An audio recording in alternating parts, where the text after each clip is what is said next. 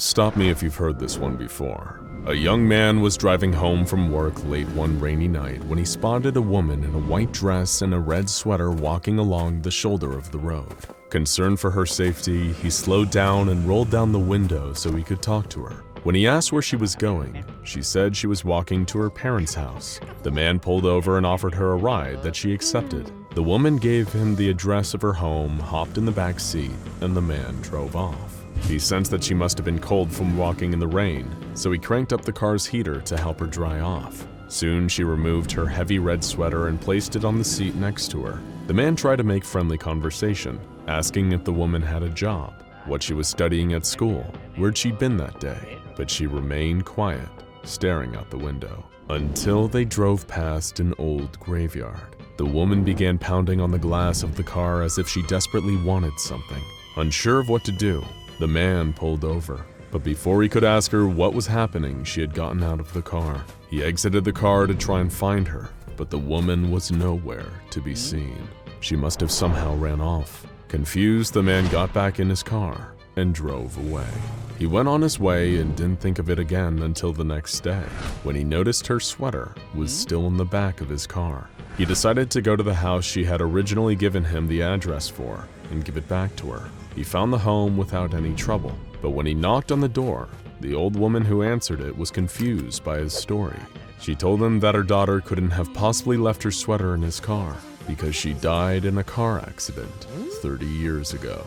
The Vanishing Hitchhiker is a classic ghost story, with the details varying from place to place and storyteller to storyteller. In Chicago, she goes by Resurrection Mary, named after the graveyard she asks for rides to. In Okinawa, Japan, she's known as the Nightwalker of Nago, and she only appears to taxi drivers. In Kent, England, she's Suzanne, a bride killed in a car wreck on the way to her bachelorette party.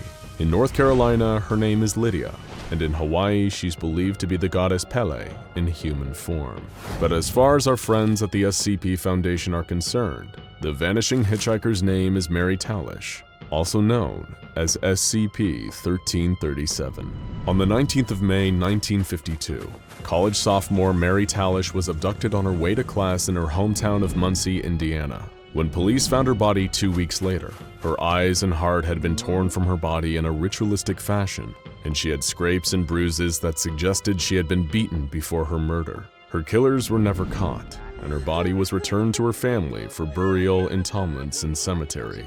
Starting on the 19th of June that same year, someone matching Mary's description, a Caucasian woman with blonde hair standing 150 centimeters tall and wearing a red sweater, was spotted trying to flag down passing vehicles along Mayflower Road. Since then, every month on the 19th, Mary has been sighted along that stretch of road, and every month the same scenario plays out. Mary gives anyone who picks her up directions to her parents' house. Then on the way, she instructs the driver to stop at the graveyard where she was buried. She vanishes from the car, leaving her sweater. The driver of the car tries to return the sweater to her parents' house, only to be told that Mary Talish was dead. When the SCP Foundation was made aware of Mary Talish's pattern of haunting in the late 50s, they set up a system where agents would patrol Mayflower Road at hourly intervals with the intention of picking Mary up. Agents were sent on their own, in non-Foundation cars, and instructed to stick to the accepted script of the Vanishing Hitchhiker legend, without attempting to engage Mary in further conversation. Mary's parents were also given E-Class agent status to keep them from speaking about the haunting, and told that the Foundation was working on a way to set the spirit to rest. Early attempts to study the apparition were inconclusive. It proved impossible for the Foundation to relocate her or trigger her manifestation outside of the 19th of every month, and attempts to analyze her sweater were fruitless, since if the sweater wasn't returned to the Talish family home, it would simply vanish from containment at or around sunset on the next 19th. For 20 years, SCP-1337 events continued to happen as normal. D-Class personnel under the instruction of the Foundation would pick Mary up, drive her past the cemetery, and return her sweater to her parents. It was business as usual, and in fact it was one of the more sedate reoccurring apparitions the Foundation had to deal with. But, as you might have guessed, that peace wouldn't last forever. Enter Dr. Lawson, who in 1972 was placed in charge of all resources regarding SCP-1337. Dr. Lawson was getting sick of all this phantom hitchhiker business, and while most of the Foundation was happy to keep this routine going, Lawson thought that the continual picking up and dropping off of Mary Talish and her red sweater was a waste of the Foundation's valuable time.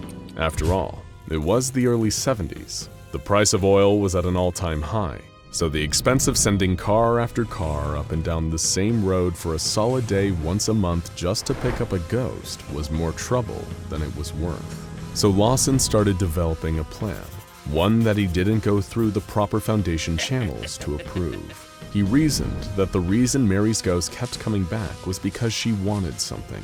Since always asked for a ride home, then it must mean she wanted to return back to her parents. So logic followed that if she had nothing or no one to go back to, then she'd stop appearing.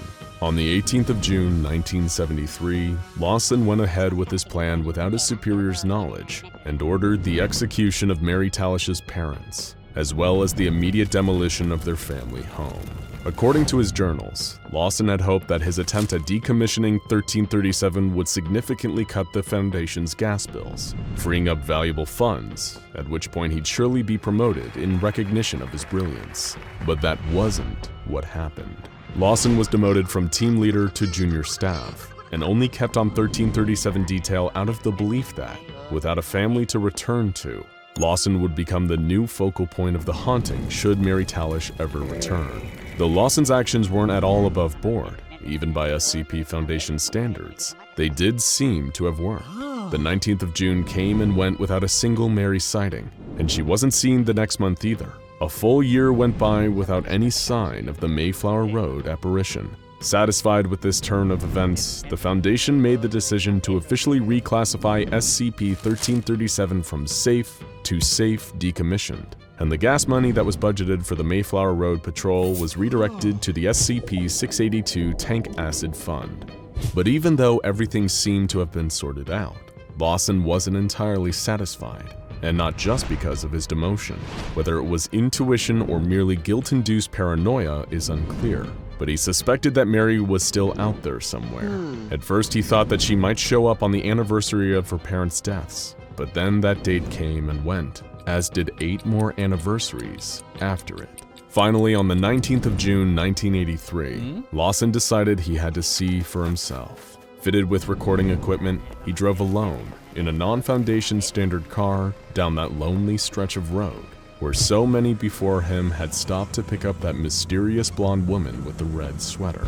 He had to prove to himself that she wouldn't show up, that he had really and truly gotten rid of her for good.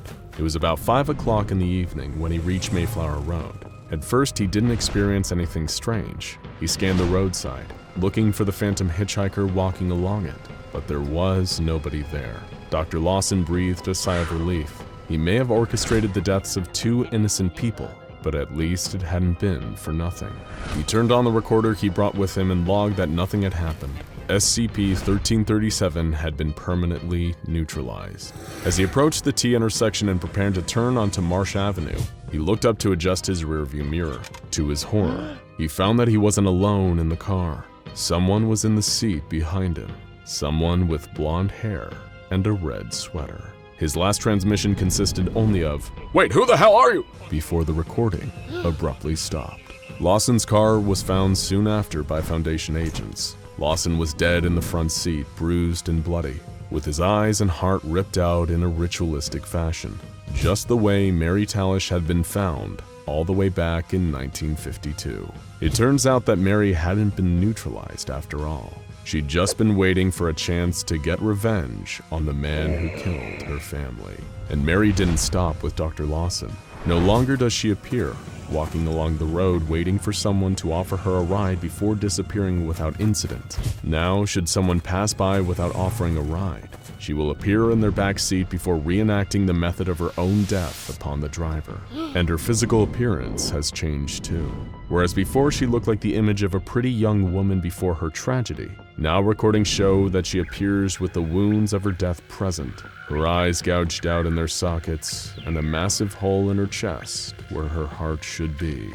The same wounds she inflicts on her victims The SCP Foundation has tried closing off and eventually destroying the road, but that has only resulted in Mary manifesting at other locations in and around Muncie. Foundation documents reveal that any back road in the city can potentially serve as host to a 1337 event, and all attempts to contain the apparition have failed. The only way someone who has seen Mary can avoid her wrath is by stopping to pick her up, at which point she will dematerialize before reappearing on another road. Mobile task forces have been unsuccessful, as Mary only appears to those driving alone, and all agents who have been sent on solo missions to apprehend her have resulted in the death of the agent. SCP-1337 was reinstated, this time as Euclid Class. Currently, the Foundation's method of managing SCP-1337 is to dispatch a security team on the 19th of every month to monitor all the places where a potential sighting could take place.